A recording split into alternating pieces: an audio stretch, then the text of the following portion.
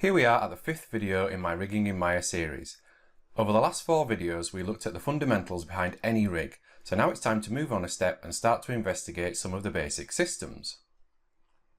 In this video we will take everything you've learned so far and put it to the test as we build an arm rig. Not only will this include the joints and controls, but it will be the perfect opportunity to look at inverse and forward kinematics, also known as IK and FK, while creating a rig which will blend seamlessly between them. So before we dive in and start to build our arm rig, I think it's important just to explain the differences between IK and FK, or forward kinematics and inverse kinematics. Now this is a model we're going to be using throughout this video, and possibly we'll use it on other videos as well. It's just a basic base mesh. It's not skinned at the moment, so I'm just going to hide it because it might seem a bit confusing if the rig is moving but the model isn't. So here we have the arm, and this is set up using FK, as you can see on this handy little label here. And we can switch between IK and FK just using this slider. Now, FK basically evaluates everything forwards, or as you would expect, in this case as the joints have been built. So in order for us to reposition the wrist, for example, if we were going to animate the arm, we would have to animate the shoulder, then the elbow, and then we could animate the wrist. So as you can see, it's animated in a forward motion. Now let's say we wanted to keep the wrist in a certain position. It would be very difficult for us to then, because we'd have to animate the shoulder and then the elbow. You know, if the shoulder moved back like so, we'd have to compensate by animating the elbow and then the wrist. You know, and then the wrist isn't in the same position here then, so then we've got to compensate even more. As you can see, it can be a bit of a nightmare, and you will never get that wrist to lock into place. And that's the problem with forward kinematics. Now, forward kinematics is really good for just doing, you know, you can get some really nice sort of arcs when you're animating, as you can see. So as the arm's swinging, you can use forward kinematics to get some nice secondary animation on the elbow and on the wrist.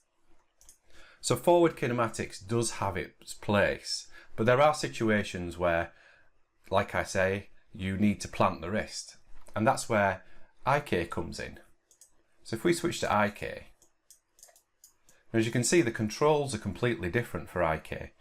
We've only got one for the arm, one for the wrist, sorry, and we also have this extra one for the elbow. Now, as you can see, as we move the arm control here, which is just moving the position of the wrist, the elbow and the shoulder are following along with it. And this is because it's being evaluated in reverse. Whereas with forward kinematics, it was being evaluated forwards, so from the shoulder to the elbow to the wrist. Inverse kinematics is being evaluated sort of, well, backwards. So from the wrist to the elbow to the shoulder. So that means we can just position the hand wherever we want. What it also means is that hand will be locked in place, and this is also used for creating walk cycles. So you'd add the same sort of rig to your legs, and then that means you can plant your feet as you're walking. So if we were to move the shoulder like so, as you can see, the wrist is not moving. So the rest of the character's body could be moving, but the wrist is staying exactly where it should be. And this is useful if your character's, say, climbing a wall and you need to plant where the hands are going, or if they're riding a bike, you know, you need the hands to stay on the handlebars. So I wouldn't say that there is a superior version. IK and FK are both extremely useful when it comes to animation, and, you know, there are areas where you would use both. Now this extra control, all this does is this allows you to point where the elbow is. So it just gives you that extra little bit of control there. And we're going to see how we set that up later on in the video. So yeah, so that is just basically what the difference is between IK and FK. So now you've got that in your head and you've actually seen the rig that we're going to build, you know, being used. Let's now move on and start to build it. So we're back to the base mesh now because we need this to help guide where we place our joints. And that's where we're going to start. We're going to start by just building the base skeleton. And you can always refer back to the first video in this series where I explain a bit more in depth about joint creation and, you know, all the different elements associated with it. So we're just going to our joint creation tool, and we know that we need our joint set up a certain way. We know that we want Y to point down the joint, so we're going to set that as our primary axis. Our secondary axis is going to be the Z axis, but we also know we want this to point forwards, so I'm going to set this, the secondary axis world orientation, to Z.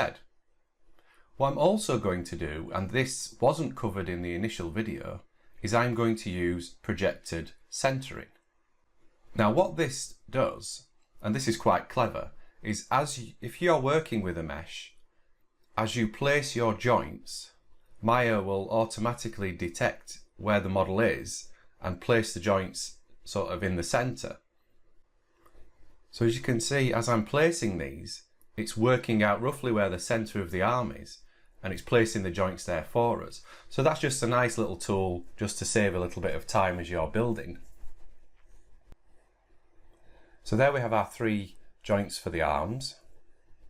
So now let's start to look at adding in some basic joints for the fingers and the thumb.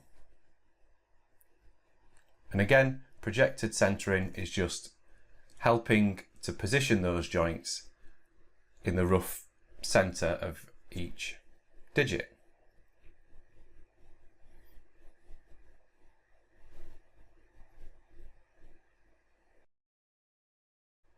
There we go.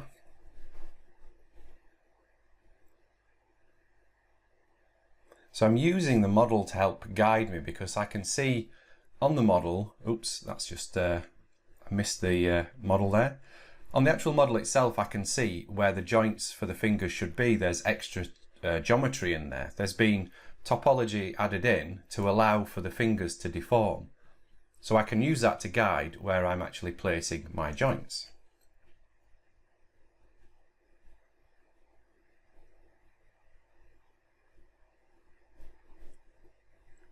So there I have the fingers, and I've created those separately because I need them all to be parented to the wrist. So there we have our rough arm joints and finger joints. But the problem we have now is the wrist orientation isn't correct because it's pointing down towards the thumb, whereas we want it to match the wrist, the elbow orientation, sorry. So now let's look at fixing that. So I'm going to unparent the thumb. I'm going to open the Orient Joint options, and I'm just going to set it to Orient Joint to World and click Apply. So now I've done it with the wrist. I'm just going to go through and I'm going to fix the end joints, just so everything is nice and neat and orientated correctly. So now we have the basic joints in. What I want to do is I want to add an extra level of joints, and these are the metacarpal joints. And what this will do is this will allow you to, you know, if your character's holding a ball or something, this will allow you to curl the hand in. You know, it just gives you an extra degree of freedom. If you move your fingers around, you will see that they don't just move from the knuckles. You have joints, the metacarpal joints, which go from the knuckles down to the wrist, and these move as well. So it's important to, if you have the flexibility of adding these joints in, if you have the joint budget, I would definitely recommend adding these in as well. So I'm just going to duplicate the wrist joint, I'm going to unparent it, and then I'm going to create a copy of this for each digit.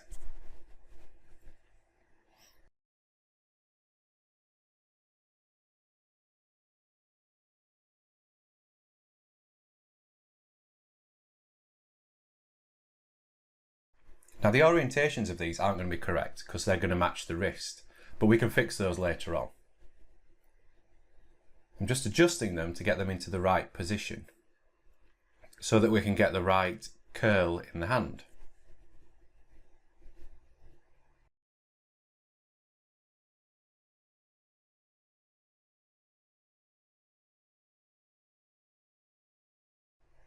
And then I'm just going to parent each finger and the thumb to that metacarpal joint.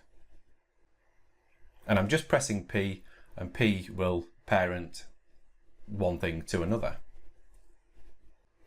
Now because those metacarpal joints are now parented to the fingers, I can use the Orient Joint tool to fix the orientations because we have something for the joint to point at, or our primary axis to point towards. So I'm just setting it up exactly as we did when we created the first original skeleton joints. So with Y as my primary axis, Z as my secondary axis, and we want the secondary axis to point forwards, and in world space Z is pointing forwards, so we set secondary axis world orientation to Z2. And then I'm just going to go through and click apply, and as you can see, that is just fixing those orientations and aligning them correctly so they're pointing towards the fingers and the thumb. And as a final step, just parent all those back to the wrist.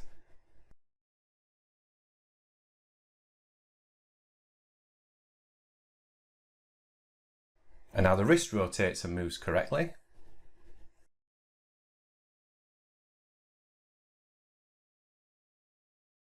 The problem we have is some of the joints now look bigger than the others, so let's just quickly clean that up. I'm just going to select the hierarchy and then the channel box, just adjust the radius, and that will fix all of those, bringing them all in line so they're all the same size. Now one thing that I must mention at this stage is that you have to have a bend in the elbow, or if you're building a leg, you have to have a bend in the knee. Now this is really important because when you're adding IK later on and using a pole vector constraint, that bend will dictate how the arm bends and the direction that the elbow points in. So if you haven't got a bend in there, the IK just won't work. If you have the bend pointing downwards, for example, then when you move that IK control, the elbow will bend down, which won't look right. So it's important to get that little angle in there, and it can be just a small angle, can be a larger angle. You just need something in there just to dictate where the IK is going to, point towards. So looking at the joints, they all look quite good, in decent position. The only one that's not in the right position is the clavicle joint. So I'm just going to select it, I'm going to press insert, and that allows me to go into edit mode. And now I can move that joint around independently. If you try and move it around normally, then all the joints beneath it, all the child joints, will try, and follow it. So you pressing insert allows you to move that joint around without affecting any of the child joints. Now the problem with doing this is as you're moving that around, the orientation, the rotational axes are going to become misaligned. So it's important to just go back in afterwards, use the Orient Joint tool and just fix that. So there we go, they're in a much nicer position now.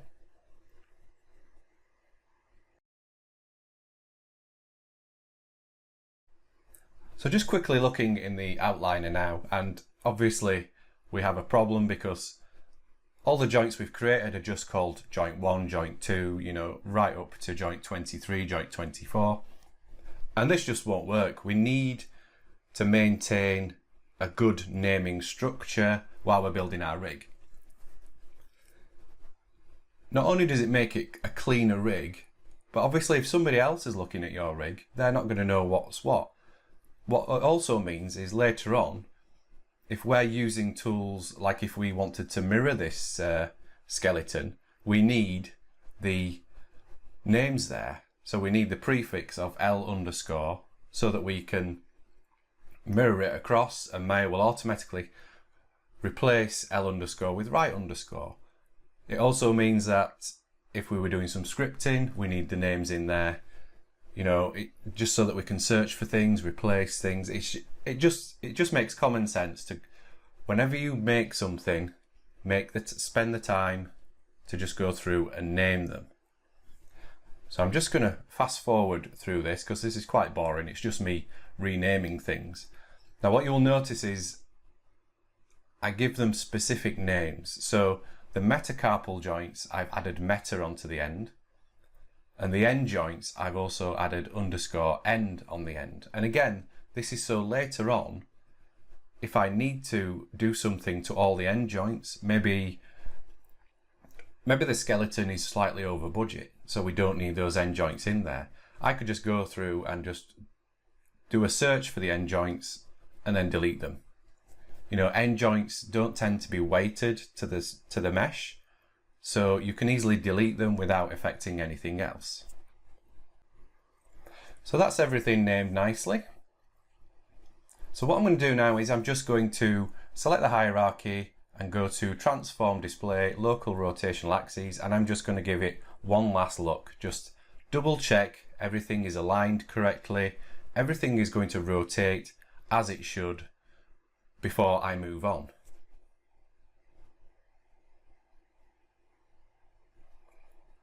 So one point that I did notice, and again I've covered this in previous videos, but I'm just going to go over it again now, is if we rotate the finger around the z-axis, as you can see, if we rotate the thumb around the same axis, it doesn't rotate correctly. So we need to fix that now. And it's important that the fingers and the thumb all curl around the same axis. In this instance, it's the Z rotation. So I'm just going to component mode, and I'm just going to right click and on the question mark and select local rotational axes. Now it's sometimes a bit tricky to select them, but as you can see now, I've managed to select those rotational axes.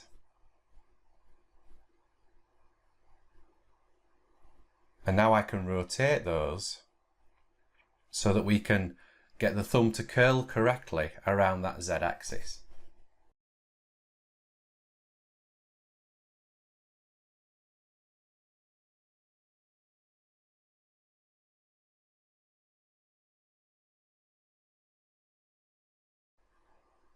And there we go.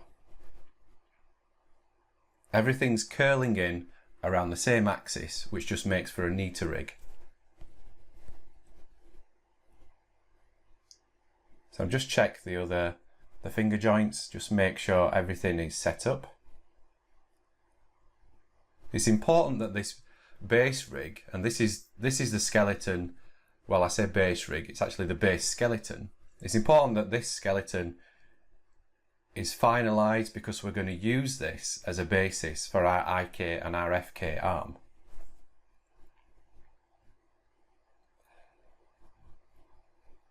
So what I'm going to do now is I'm just going to duplicate this arm, and then I'm going to delete the fingers from the copy because we don't need those extra fingers in this rig at this time. And because this is the IK version of the arm, I'm just going to add an underscore IK to the end. And as you can see, we've only duplicated the three joints: the shoulder, the elbow and the wrist, or the humerus, the radius and the wrist as I've called them. So now I'm just going to duplicate those again, but this time I'm going to call them FK because these are going to be the FK arms.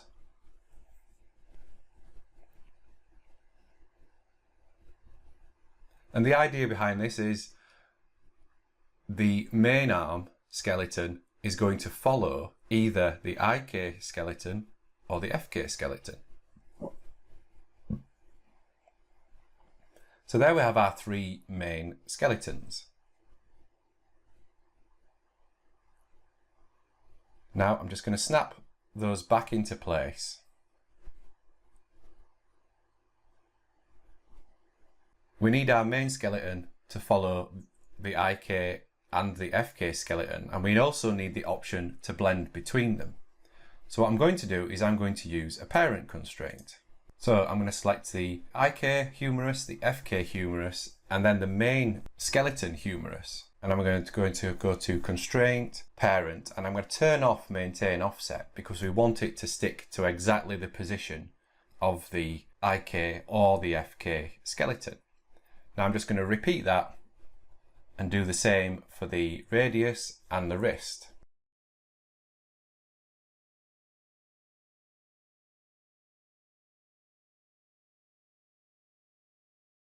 So now if I move the IK skeleton away, you will see that the base skeleton, no matter where I position the IK skeleton or rotate it, it's always going to lie in between the IK and the FK skeleton.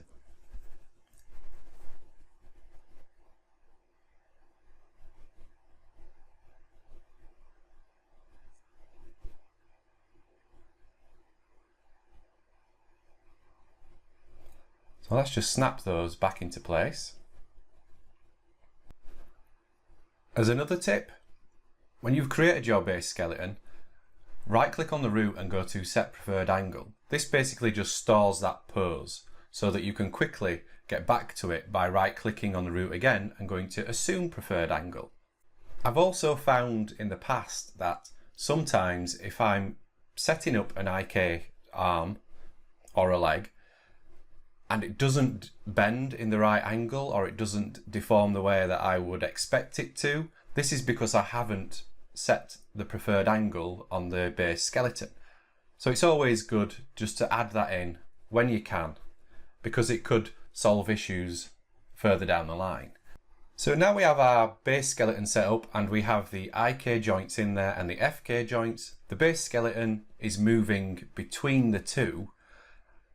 We can start to think about adding in some controls.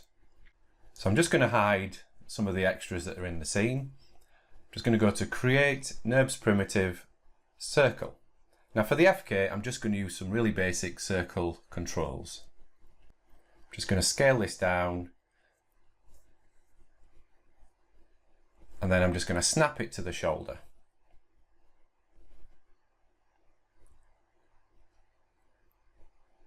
So now it's in position. I'm going to freeze the transforms, just delete the history on that. So that's in position and set up. Now I'm not going to rotate it just yet.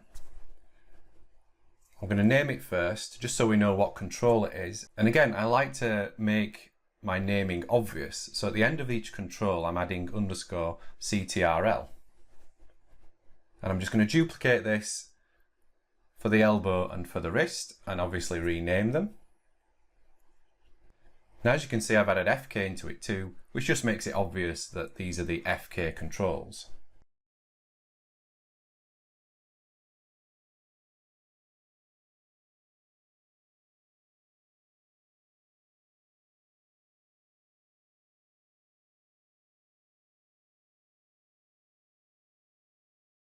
And just to clean things up even more, I'm just going to freeze the transforms on those extra controls as well.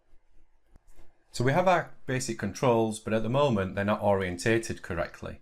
We want them to match the orientation of the joints that they're going to control.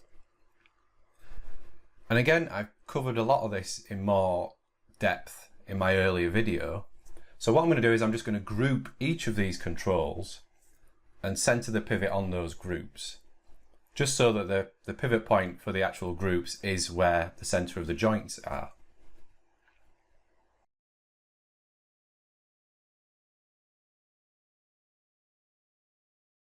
Now I'm going to select each group and I'm going to parent constrain that to the FK joint. And what that's going to do is that's going to adjust the orientation so that it matches the joints.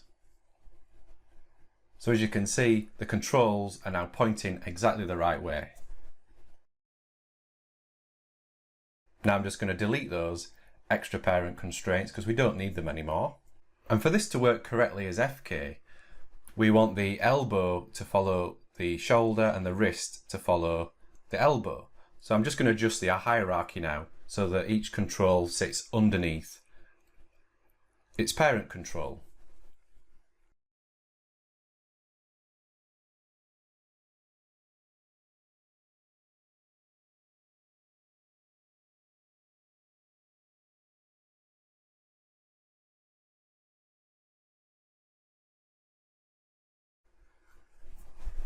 And as a last step, I'm just going to rename those groups. Again, just keep everything neat and tidy. And I'm adding underscore offset onto them because these are offset groups, because they're storing those offset rotation values, which mean that our controls are nice and clean and the rotation values and translation values are all still set at 0. It also means later on, if I need to do something to those offset groups, what I tend to do is I will go through the rig at the very end and just lock off all of those offset groups so that the animator can't touch them. And I could just write a script which goes through, searches for underscore offset, and just locks them off for me without me having to go through and pick my way through the outliner, and do them all one at a time. So now we have the controls, they don't actually control anything. So now let's make them control the FK skeleton. So I'm just going to select the control and then the joint that it's controlling, and I'm just going to use a parent constraint. So the radius and the radius FK skeleton and down to the wrist. Now we can control the FK part of this rig using the controls, because ideally at the end of the rig, when it's been built and you've finished, you want the skeleton to be hidden, so all the animator can see are the controls. So as a final step, I just want to change the colour of these so it's more obvious what they are. So I'm going to select control, open up the attribute editor, just go down to display, drawing overrides, and enable the overrides. I can then select a colour from the slider below, and I think we'll just make it yellow. Now because we've done the shoulder control, all the child joints inherit that colour as well. So we don't need to go through and do those. So now we have the FK controls in and working and all wired up, let's turn our attention to the IK side of it and the IK controls. And it's important to build controls that look obviously different so that at a glance the animator knows that they're working either with FK or IK controls, or if you're looking from the side, for example, you can see exactly what controls are visible. It's also good to have the left hand side controls a different colour to the right hand side as well. Again, it just makes it obvious for the animator which controls are which, and it makes it quicker and easier for them to select things and start playing around with them and animating them. So this time I'm going to use the curve tool, and I'm actually going to build a control from scratch. So I'm using the edit point curve tool, I'm just opening the options and I'm going to set the curve degree to linear. Now this is because I want this control to be quite angular, I don't want it to be soft and curved. So I'm just going to hold down X, and this will allow me to snap to the grid, and I'm just going to start to roughly add points to create my control. So for this control, I basically want a flat control with 4 arrows pointing out in each different direction.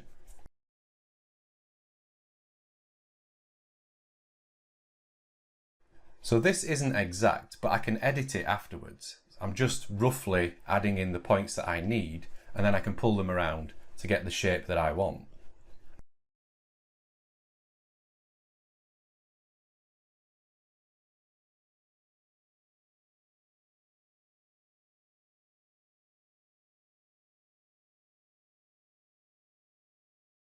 Yeah, so this definitely isn't the shape, but like I say, I can just edit it afterwards, so it doesn't really matter. That's better.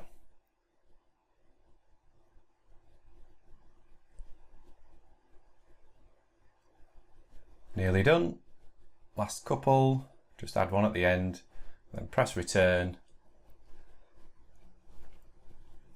So now I can just edit these just to get it to look a lot better. And again, holding down X just to snap those points.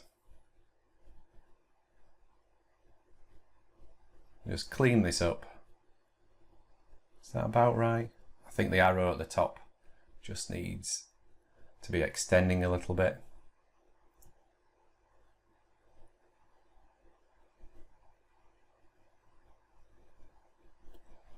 That's better.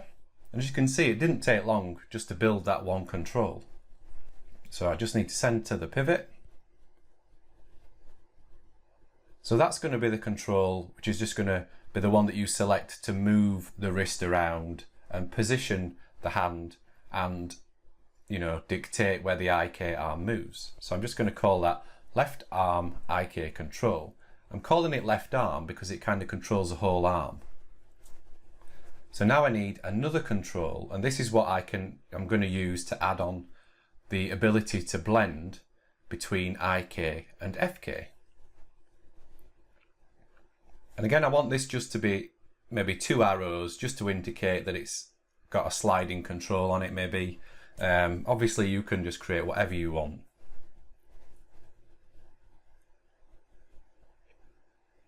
It's a little bit too big, so I'm just going to make it a bit shorter.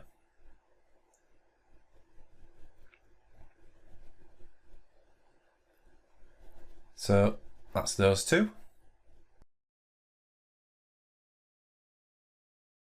So I'm just going to rename this to left arm control, because that then can have all the various controls associated with that arm.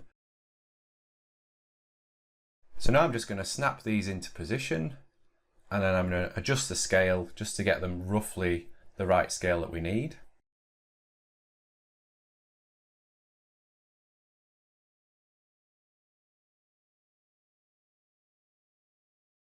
So that looks roughly about the right size. So freeze the transforms just to clean it up. So now I just need to fix the orientation exactly the same way that we did with the FK controls. So I'm just going to group that control, and then I'm just going to parent constrain it to the IK wrist. Oh, where's it gone? That's because I grouped it, but then I didn't center the pivot. So let's just go back, undo, center the pivot this time, and try again. Constrain parent. There we go, that's fixed it. And it's fixed the orientation too. Let's rename that again using underscore offset to indicate that it's an offset group.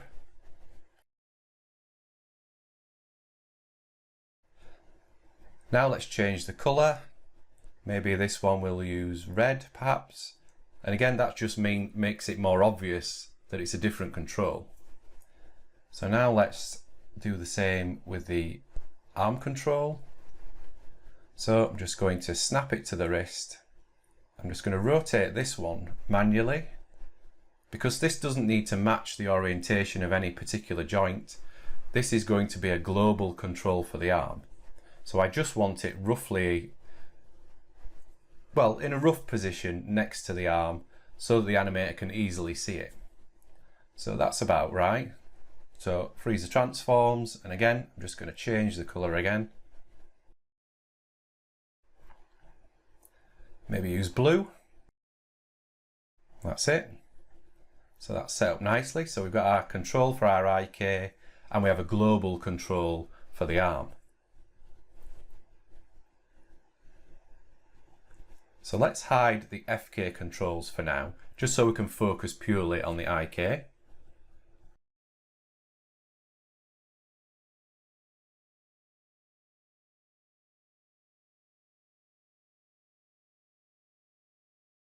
So we do need one more control, and as you saw at the beginning of the video, we needed a control so that we could move where the elbow is pointing to.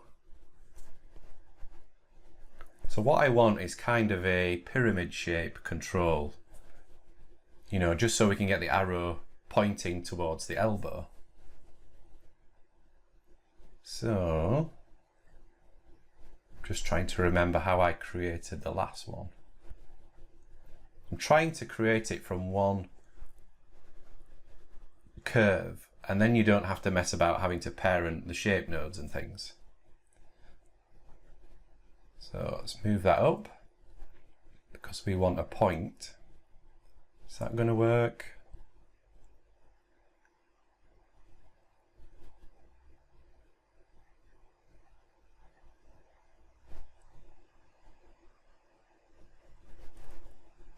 Don't know if that's going to work actually. Okay, let's try again. So we need 4 points for the base, then we need that to line up.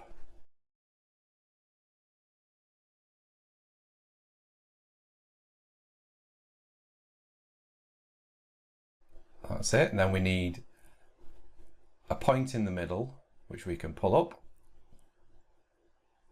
And that gives us our pyramid. That's much better. And it just used one curve as well. So let's rename this left elbow control.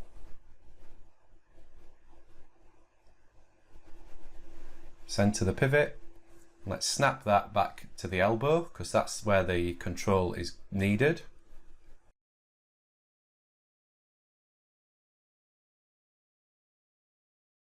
I'm just going to rotate it around, and if you hold down J when you rotate, it will snap to 45-degree angles or whatever you have set up in your rotate tools.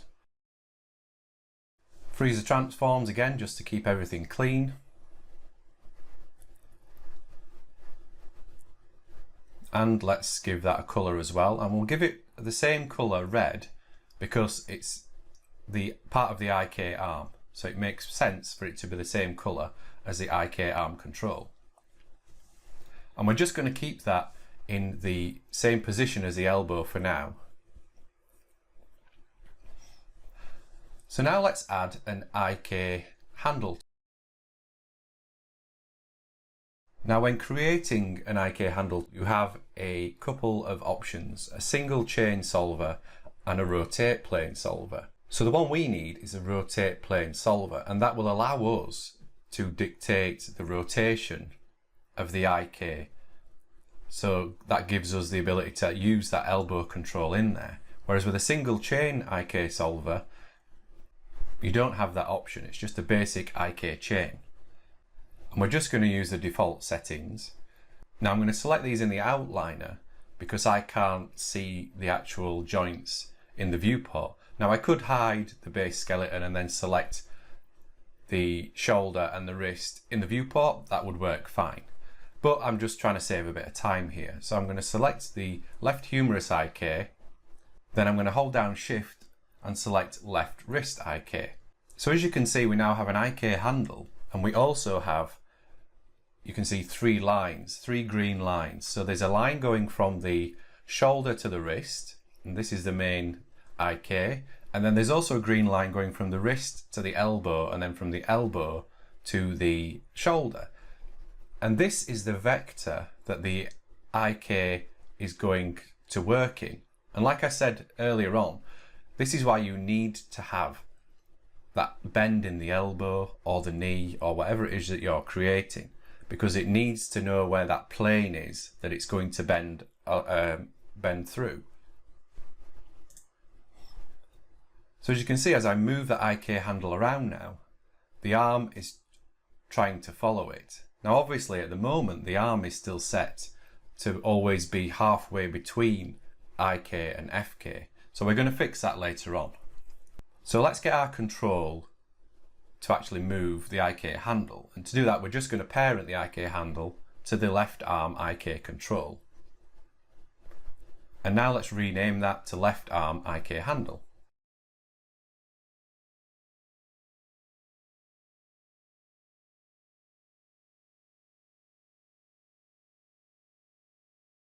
So you can see as I move around the IK handle, the elbow, we don't really have any control over it just yet.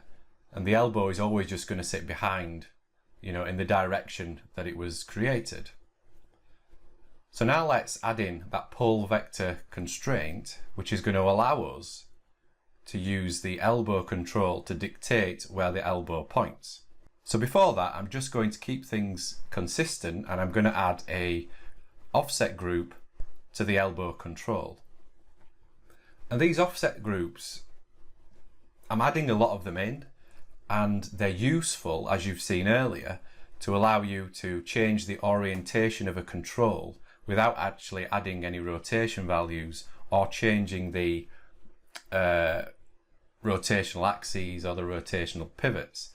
But they also have another added benefit, and that is that you can then use those offset groups when you're creating your different sort of world space, local space constraints. And I'm getting a bit ahead of myself here, but the point I'm trying to get across is these offset groups are quite valuable later down the line. So it's good to add them in. So let's get back to the pole vector. What I'm going to do is I'm just going to select the left elbow control, and then I'm also going to select the left arm IK handle, and I'm going to go to constraint pole vector. Now we don't need to change any options or anything, we just need to create it. And as you can see, as I move it around, the elbow is trying to follow and always point to that control now.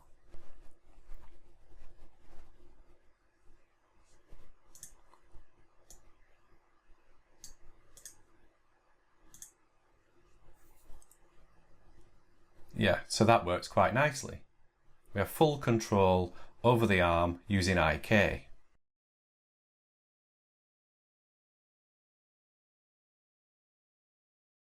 And again, because we added in that bend in the elbow initially when we created the joints, we dictated the actual vector or the plane that the pole vector is going to use to be able to dictate where the elbow is going to point towards. So again, adding in that bend is very, very important.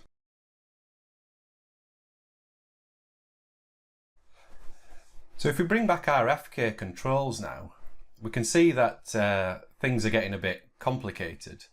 At the moment we can see the FK controls, we can see the IK controls, we can even see the IK handle.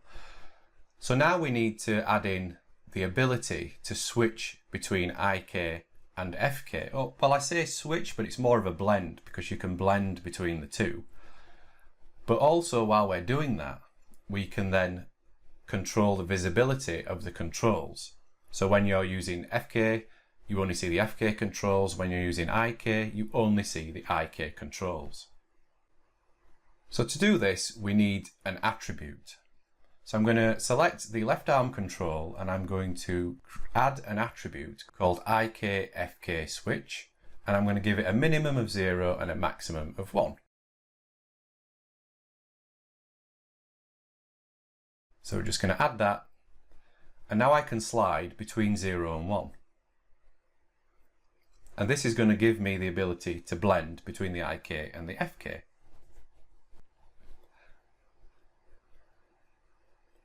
So I'm just going to open up the node editor.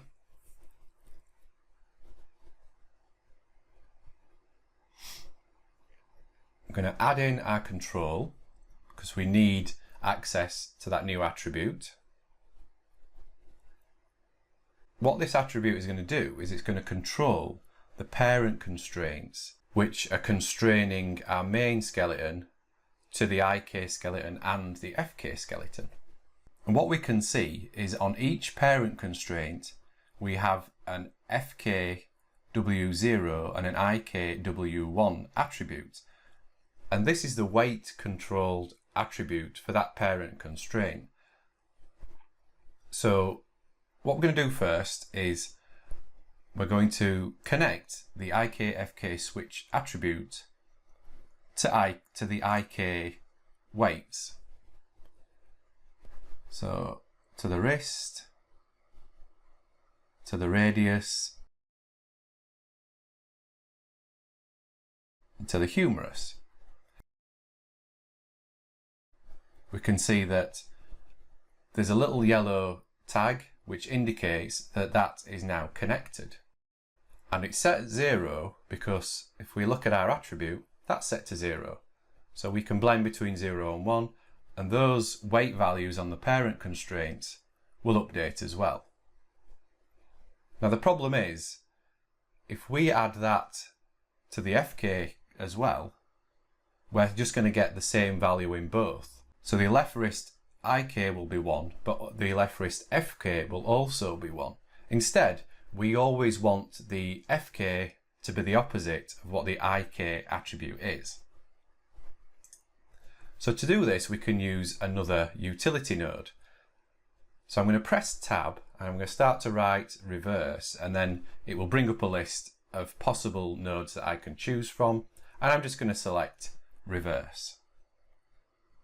I'm going to rename this to left arm IKFK switch, just so we know exactly what the node is.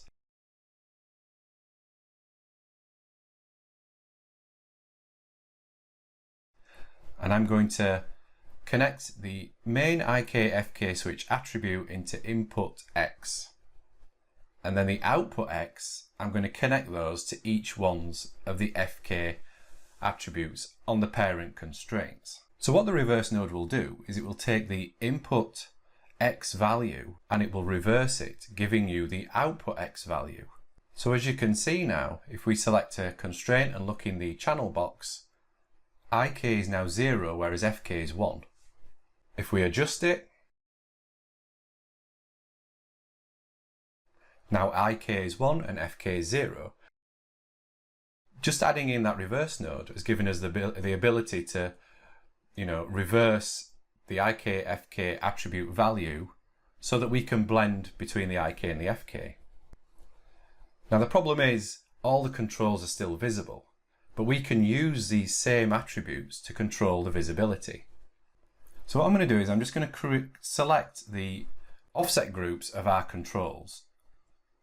So we have the base FK offset group, we have the left arm IK control offset group and the left elbow control offset group, and I'm just going to use my middle mouse button and drag those over into the node editor. Just open these up.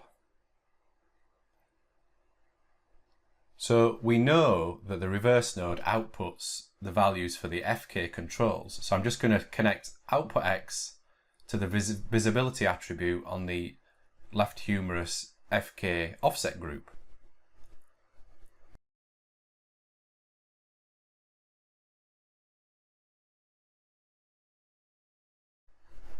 And now the IKFK switch, I'm just connect that directly to the visibility attributes for the left arm IK and the left elbow IK. So now as we blend between the two, you can see it shows the appropriate controls. So the animator is not going to get confused by what controls are actually active, because you can blend between the two. So there we have the arm set up. It's got IK, it's got FK, you can blend between the two, we have controls in there.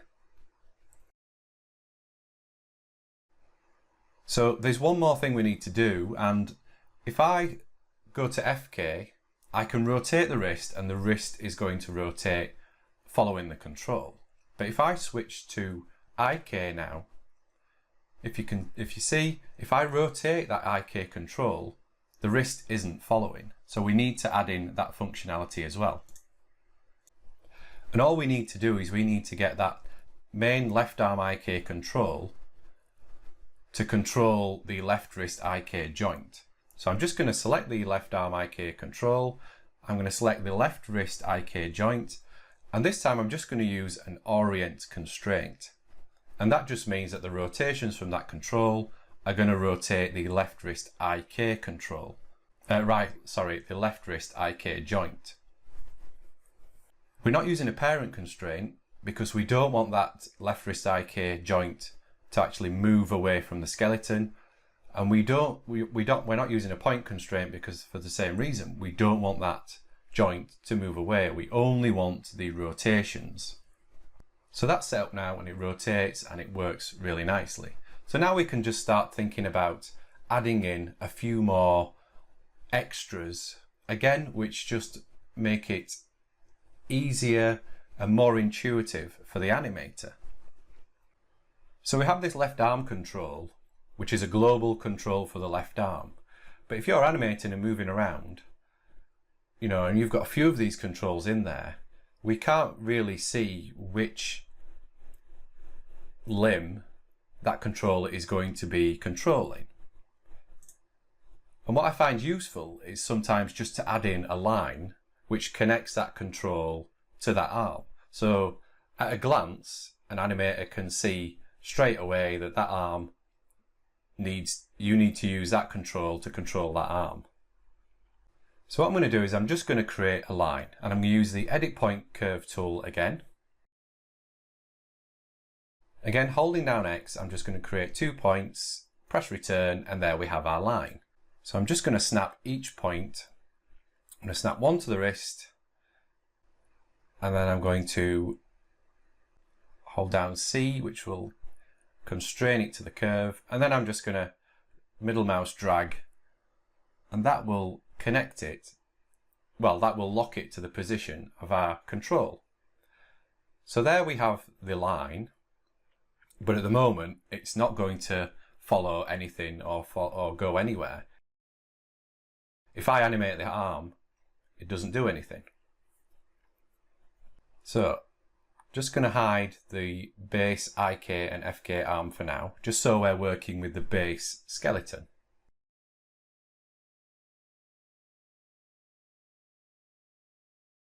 What we can do is we can select that point, go to Deform and create Cluster.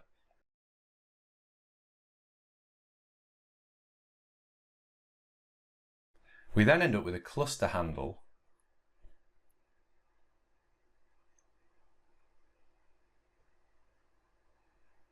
So while we're here, let's just rename this, just so we know what this line is. We'll just call it Left Arm Control Viz, just because it's a visual aid rather than an actual control.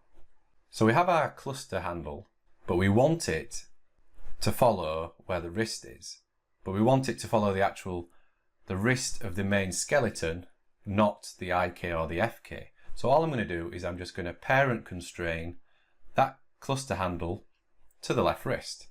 Now if we move the wrist around, the line is always going to point to it. So now we want the main control to actually follow the arm as well. It makes sense for it to follow where the arm is moving rather than it just being floating off in space and being not connected at all. So I'm going to create an offset group for this control, just as we've done before. Press Ctrl G to create a group, center the pivot, and then I'm just going to rename it the same as the control but with offset at the end.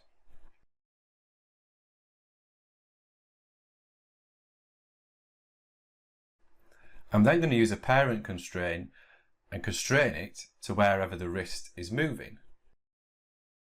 So there, that control is now following around and moving wherever the wrist moves. And again, this just makes it a bit more intuitive for the animator, because as the arm is moving around, the control is always close.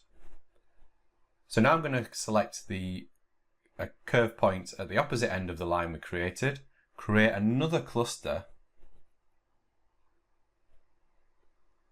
and then I'm going to parent that under the left arm control offset group as well. So now when we move the arm around, that line is always meaning that the control is always pointing towards the arm or the wrist of the arm that those controls are relevant to. And again, this just makes it a cleaner and tidier rig, and it just makes it more obvious for the animator which controls control which limb or which part of the rig. So now we have those main controls in. Let's go another step further and actually add in some basic text. And what this will do is, as the animator is switching between IK and FK, it just switches the text between IK and FK, and it just gives another visual representation of of the controls that are available and the controls that are being used. So I'm just going to go to Create, but this time I'm going to go down to Type.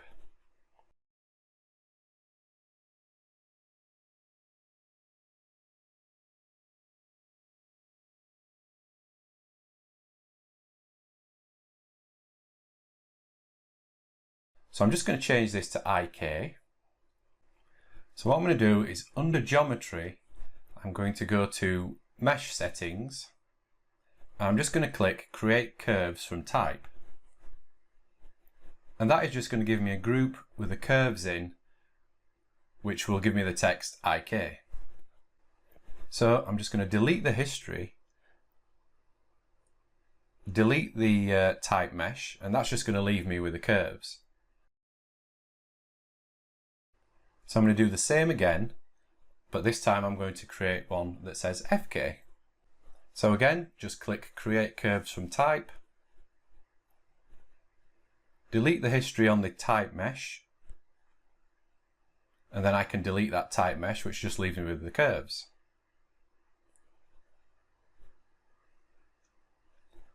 So before we move on, again, just to keep everything clean and tidy, I'm just going to rename everything. So we have IK text, FK text, and then rename the actual curves.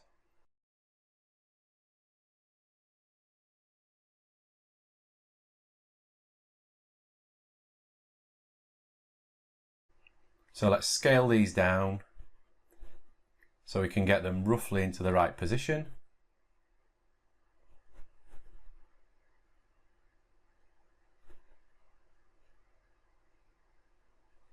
There we go.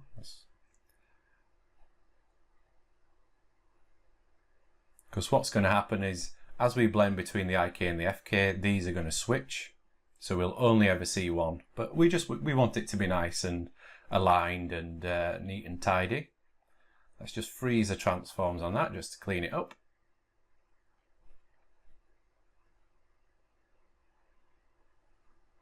And let's parent it under our left arm control offset group.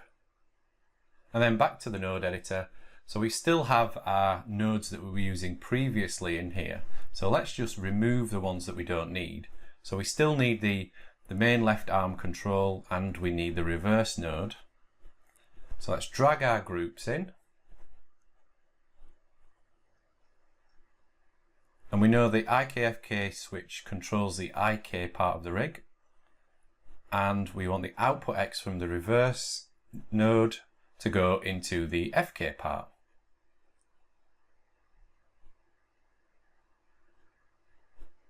And what we can also do, if we want, we can go in and change the color so it matches that part of the rig. So with IK, we wanted it to be red. So if we can now switch to FK, we see the text also changes.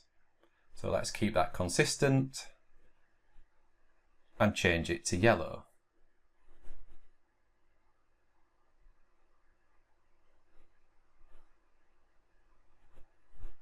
There we go. So we now have a nice IK-FK arm, well, a limb rig, because obviously you can use this for a leg as well.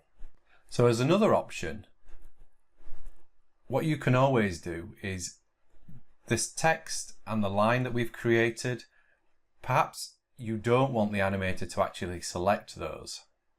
So what we can do instead is we can, rather than give it a color, we can then reference those out, which means that they're non-selectable. So in the same place where we have dictated that we wanted this to be yellow, we can just change the display type to reference. Now that changes the color to black, but what it also means is that it's non-selectable. So the animator is not going to accidentally select these, move them around or add keyframes onto them, or maybe delete them. And again, it just means that the rig is cleaner. It means that it's also safer. At the end of the day, you only want the animator to be able to touch the controls that they need to control the rig. You don't want them to accidentally go in and start selecting groups and other nodes. So what we can also do is we can start to go through and remove the attributes that we don't want the animator to control. So on the left arm control, we only want the animator to be able to adjust the IK-FK switch attribute. So let's select that. Let's select all the main attributes, right click and go down to lock and hide selected. So now the animator can't select that, they can't move it, they can't animate it. All they can do is adjust the IK-FK switch. Now you could lock the visibility as well, but I sometimes like to leave that available. Because later down the line I might add in an extra option for the rig where you can control the visibility of different parts of the rig. So let's now go through and just start cleaning up some other parts of the rig. So on the main IK control, let's lock and hide the scale attributes. The same with the elbow control. Lock and hide, get rid of that scale attribute because we don't want the animator to be able to animate the scale. I'm going to move that elbow control back as well because we want it further away from the elbow. So I'm noticing a problem, and this is just with the way that I've set this up. With the left arm control, I've actually used a parent constraint, which means it's inheriting the rotation and the position of the actual wrist joint. And we don't want that. We just want it to float near where the arm is, but we don't want it to be influenced by the rotation or anything like that. So I'm just going to try breaking the connections for the rotations. Now that doesn't really work because it's still moving around. Although it's not rotating, it's still moving around with the wrist. So let's get rid of that parent constraint and let's try something else. Let's try a point constraint.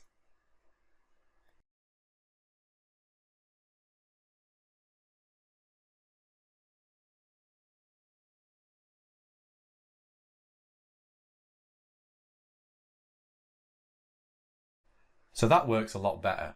That control is now moving and following around with the actual wrist, but we can also rotate the wrist and it's not going to be affected. So there we have the arm using it in IK. We can then blend to FK and we can animate and pose it.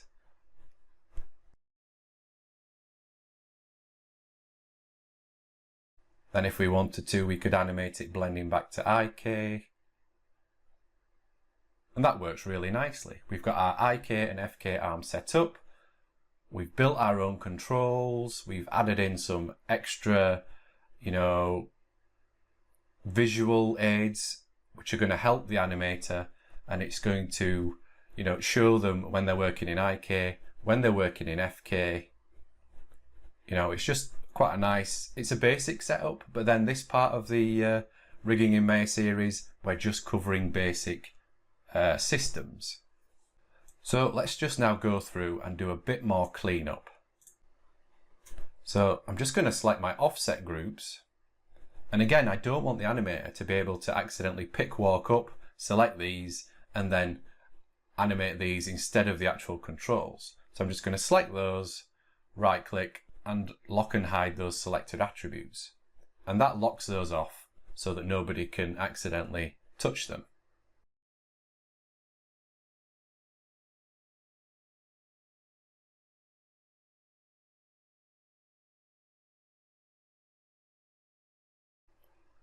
So there we have our IK and FK arm set up. Just bring back the mesh just so we can see, because obviously we want the controls to be visible on top of the mesh. We don't want them hidden inside the mesh. And that looks like it's that's okay.